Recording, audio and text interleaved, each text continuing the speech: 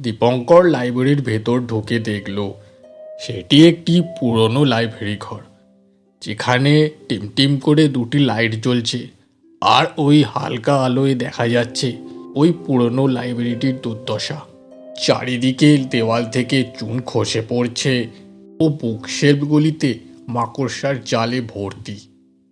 দীপঙ্কর ওই পুরনো বুকশেলফগুলির মধ্যে একটির দিকে এগিয়ে গেল। আসলে দীপঙ্কর বই পড়তে খুবই ভালোবাসে, বই ছাড়া তার চলেই না। তাই শহর থেকে বদলি হয়ে যখন সে এই পাড়াগায় এলো, তখন সে সবার আগে যার সন্ধান করলো সেটি হলো একটি লাইব্রেরির। আর সেটা সে পেয়েও গেল গায়ের মোড়লের কাছ থেকে। আপনি এই গায়ে আসাতে আমরা সবাই খুবই খুশি হয়েছি ডাক্তারবাবু।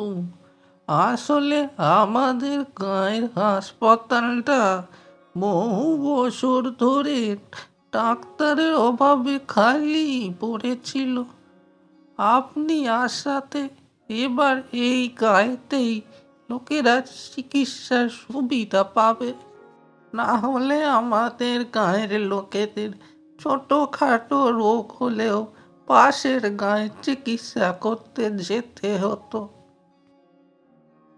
আরে না না, সেটা তো আমার কর্তব্য। তবে মোড়ল মশাই, আপনার কাছে আমার এক ছোট্ট অনুরোধ আছে।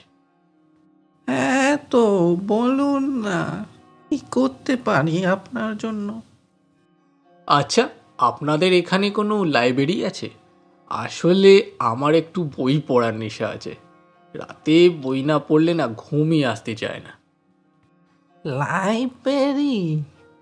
আহ, হ্যাঁ, আমার আগের যে মোড়ল ছিল তিনি বানিয়েছিলেন বটে এক লাইব্রেরি। তবে এ গায়ে সেরকম মানুষ বেশি পড়াশুনো জানেন না তো, তাই ওই লাইব্রেরিটি একটি পরিত্যক্ত লাইব্রেরি হিসাবেই পড়ে আছে এখন। তাছাড়াও একটি কারণ আছে বটে। আরও একটা কারণ? সেটা কি মোড়ল মশাই? আসলে আমার আগের যে মোড়ল ছিলেন তিনিও বইপত্র পড়তে খুবই ভালোবাসতেন, ঠিক আপনারই মতো। এই লাইব্রেরিটিও তিনিই তৈরি করেছিলেন। নানা জায়গা থেকে বই এনে এই লাইব্রেরিটিকে তিনি ভরিয়ে তুলেছিলেন। ও তিনি হাতে সময় পেলেই ওই লাইব্রেরিতেই বসে বই পড়ে সময় কাটাতেন। তবে একদিন তিনি ওই লাইব্রেরি থেকে রহস্যময়ভাবে উধাও হয়ে যান। অনেক খোঁজাখুঁজি করার পরেও তাকে পাওয়া যায়নি। লোকেরা বলে তাকে শেষবার ওই লাইব্রেরিতেই দেখা গেছিল। আর তাই ওই লাইব্রেরিটার প্রতি গায়ের মানুষদের একটা ভয়ে রয়ে গেছে। তাই আসলে লোকে ওই লাইব্রেরির কাছে যেতে ভয় পায়। দীপঙ্কর বুকশেলফটি ঘাঁটতে ঘাঁটতে তার তলার দিক থেকে একটি বই বের করে। বাবা, এরকম বই তো আমি আগে কখনো দেখিনি। কাগজগুলোকে দেখে তো চামড়ার মনে হচ্ছে। তারপর আবার এরকম গাঢ় লাল কালি দিয়ে লেখা। তাছাড়া কেন কি জানি এই কালিটির মধ্যে থেকে মনে হচ্ছে একটি ধাতব পদার্থেরও গন্ধ পাওয়া যাচ্ছে। এ কি আজব বই রে বাবা! এটাকে দেখে তো কোনো সাধারণ গানের বই বলে তো আমার মনে হচ্ছে না। তখনই হঠাৎ পেছন থেকে কে একজন বলে উঠল, ওই বইটি কিন্তু একবার নিলে ফেরত দেওয়া যায় না খোকা। দীপঙ্কর চমকে পেছনের দিকে ফিরে দেখে একটি বয়স্ক গোছের লোক তার পেছনে দাঁড়িয়ে আছে। ও সেই লোকটি দীপঙ্করের দিকে তাকিয়ে হেসে বলল, ভয় পেও না খোকা, আমি এই লাইব্রেরির দেখাশোনা করি।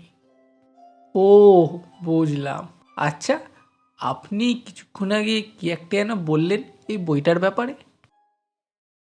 গান যখন প্রাণ দিয়ে গাওয়া হয় তখনই না সে গান সার্থক হয়, তাই না? হ্যাঁ, মানে? ক্ষমা করবেন, এই কথাটির মানে আমি ঠিক বুঝতে পারলাম না। হ্যাঁ হ্যাঁ হ্যাঁ, মানে আর কিছুই না। ওইটা তুমি নিয়ে যাও খোকা, পড়ে দেখো।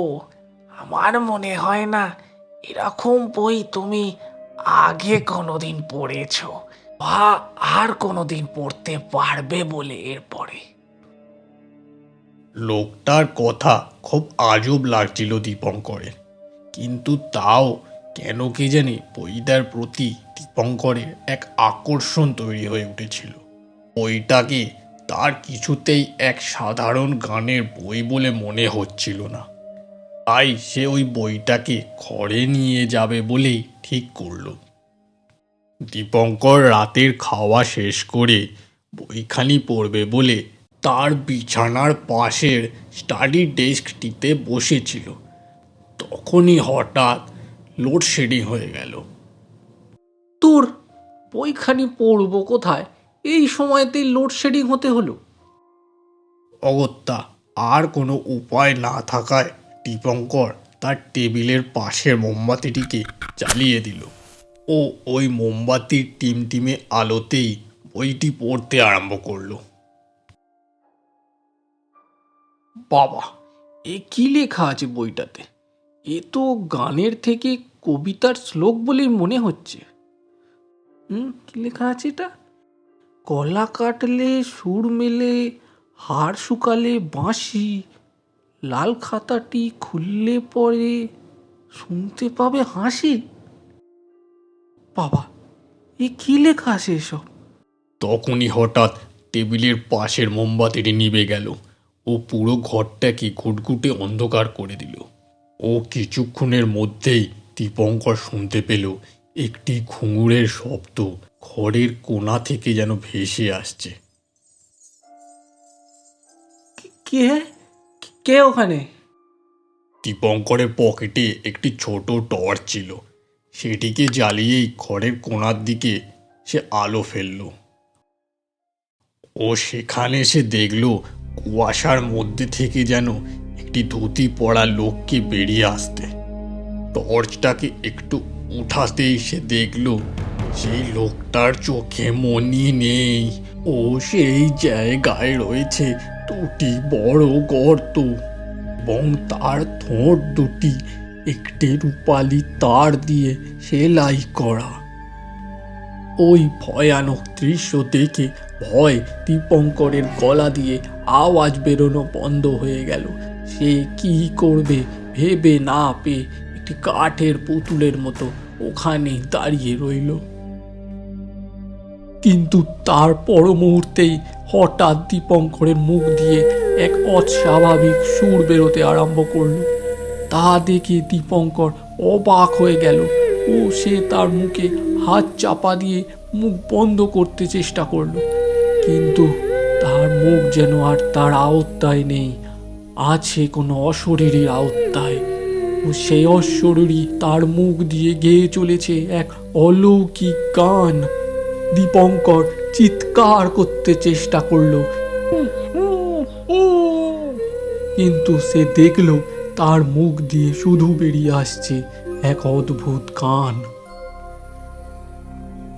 তখনই হঠাৎ সামনে দাঁড়ানো সেই প্রেতাত্মাটা ওই সেলাই করা মুখ দিয়েই বলে উঠল, তোমার গলাটা খুবই মিষ্টি, আমার নতুন একতারাটা বানাতে ঠিক তোমার মতনই এক চোরেলা গলাওয়ালা লোকের শিরটার দরকার ছিল।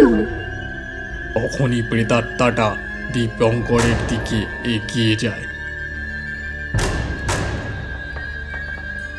ও তার গলাটা চেপে ধরে।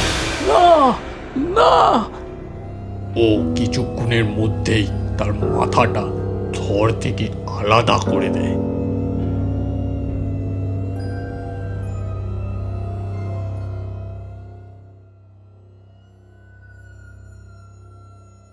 বইটা আবার ফেরত এসে গেছে দেখছি। তার মানে ডাক্তার বাবু বাঁচলেন না।